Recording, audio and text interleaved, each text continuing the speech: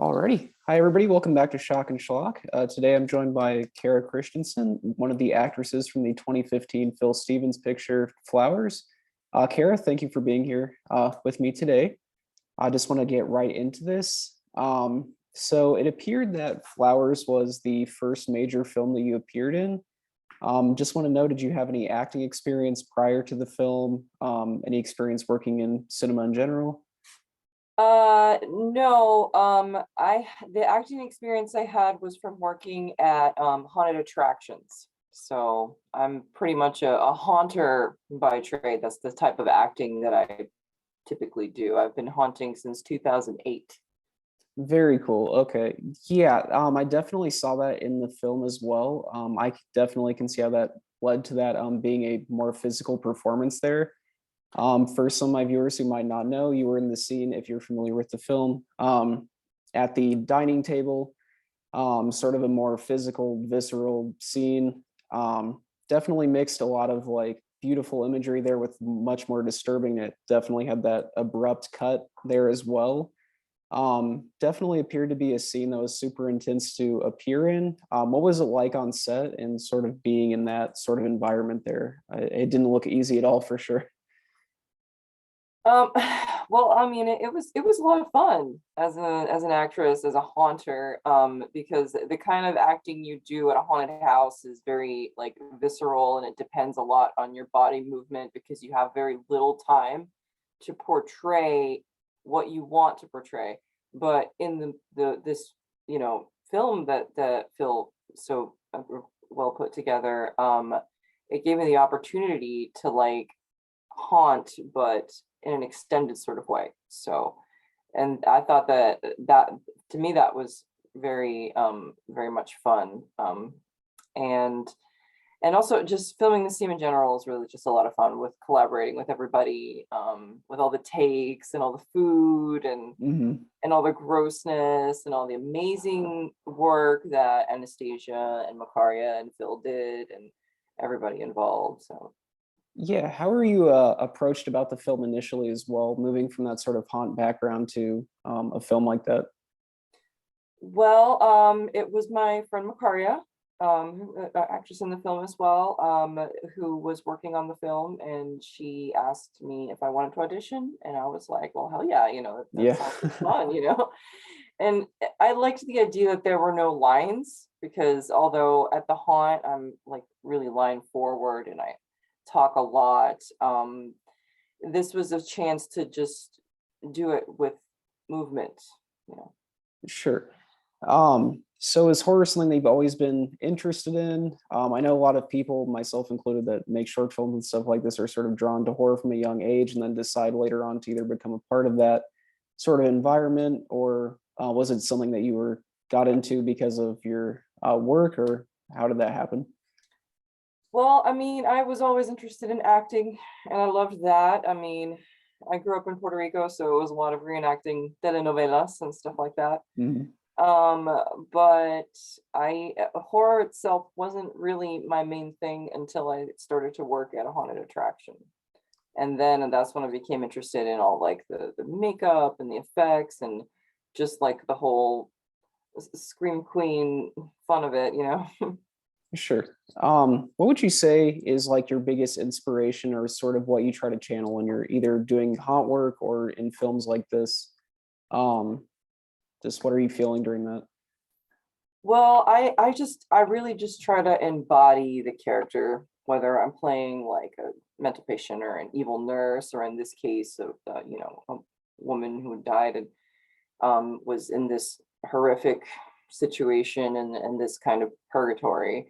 But we actually didn't have a lot to go on as actresses, as far as backstories, because they didn't film the death scenes until later on. So we had no idea, like, as far as I knew, I was just making up my own story as to why I was hungry and why my particular, afterlife had to do with food. Um, Absolutely. That was really cool as well to hear that. It definitely felt like a movie that was much a collaboration of everybody that was involved with it rather than one person's individual vision there. I think that leads to a sort of unique tone there. So going off of that, let's just what was it like um not having that script there initially? Like, as you said, you were just coming up with your own story there. What was it sort of like seeing it after it all came together as well? Like, did you think that that was something that you'd like to do again in that sort of sense, or was it something that was sort of awkward at the time? I thought it all came together very beautifully, and a lot more beautifully than I would like have expected it to come out. It being just like such an underground thing. And when it came out, it was appreciated. We never had like a world premiere, in Philly or anything, but we had a couple small viewings with friends, and I mean, just it being a part of it was like it felt magical. Like it was all these incredible people got to come together and do this project of Phil's, and it was like a perfect storm. And I feel lucky to have been involved. Even and also I was only there for that scene, and I was only up at Phil's place for a couple times. So many other people put so much more work into this.